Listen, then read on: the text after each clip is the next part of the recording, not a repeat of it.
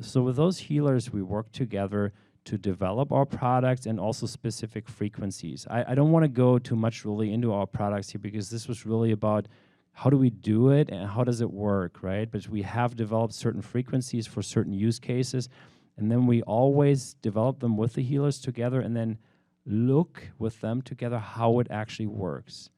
And then we know it works. We know 100%. We don't need to do dark field microscopy or all these other tests for us to know that it works.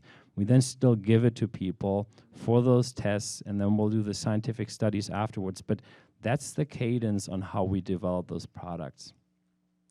So I think we don't really have to go too much through it. We're a conscious business. I want to mention that. Just, we plant trees for every purchase, and we support autistic kids in India. And now I would like to ask Ian and Todd Shipman here on stage. I'm so thankful. It was really their idea to do this allergy test here. I'm excited. And you guys, maybe you can say a few words about it, and then we should probably relatively quickly do the first test that we get through for the second test because we'll need to do some charging in the meantime. So Todd Shipman, for the people that don't know him, so he's actually a very famous biohacker, right? So he's definitely at the right place here. He has a Facebook biohacking group with 40,000 people, and he actually also has this bulletproof diet and nutrition group. We have the Bulletproof Diet and Support Group and the Biohacker Tribe group, and then I'm Biohacker Todd on Instagram. Hi, I'm the token scientist. So most everybody here, either knowingly or unknowingly, has had something. How many of you, show of hands, how many of you have had the coffee since you've been here? The new coffee. Okay, well, everybody who's had the coffee has had something that I developed. So. Yeah, happy to help. Woohoo! So I'm actually kind of behind the scenes. I do a lot of work with NASA and quantum shielding and all sorts of things that are at the very cutting edge. And this is another one of those technologies that most people don't realize it, but the concepts that we have, kind of the first bit of woo-woo that was shown there, actually alludes to basically the mental constructs or what defines how people progress through technology.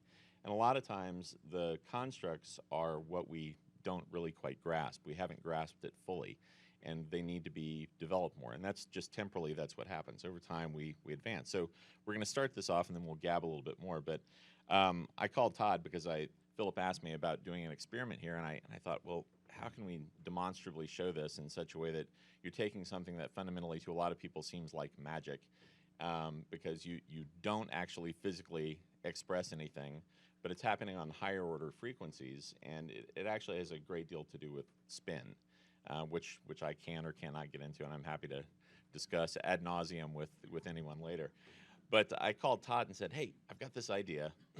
Let's try this thing. And Todd is like super daring biohacker. He said, okay, so something that I'm allergic to. Okay, and you tried it with honey first, right? Yeah. Didn't get really much of a reaction topically with the honey. And then I said, okay, what else are you allergic with? And he said, crab, really allergic to crab. Do you want me to put some in my eye? To which I said, no. I really appreciate the enthusiasm, but no, I really don't want you to wedge crab in your eye. So what we decided to do in lieu of putting a crab in his eye was to take a little pinprick and prick his skin. Are you guys familiar with the way an allergist used to do a histamine test? Okay, so everybody's seen that. Okay, so what we're going to do is basically take a little micro needle and do a little dermal roll and just basically abrade a certain patch and just do micro punctures. And then we're going to put just a little crab in it. And as planned, Todd will have a reaction. Now, does somebody have an EpiPen? No, totally kidding. Okay, we're going to go ahead and do this.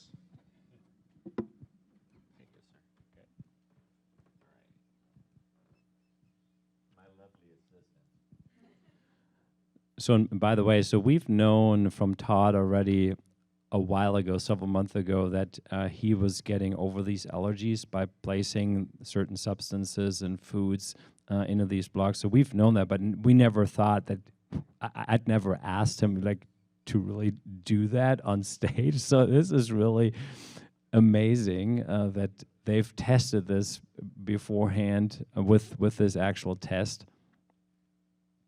And so Dave Asprey, actually, I was on Dave Asprey's podcast just a few days ago. It's not aired yet, but then he said, well, you need to have the camera zoom in. So we can't do that because no one is operating the camera. So I'm going to actually now take my phone and do a little video here that we have that.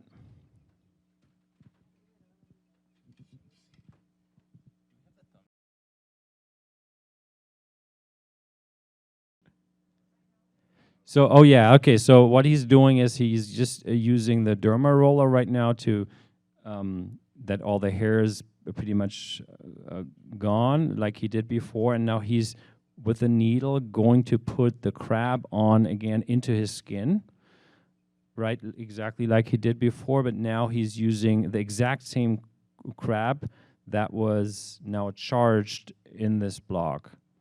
Oh. Okay, so let's. You can see the world of a difference. Yeah, if you guys want to filter up, you can come past and take a look at Todd's arms. Yeah, so as we're wrapping up. It's like a bunch of bee stings and the others. Just trying to get the light. I hear. So you can see this is the one that my right arm's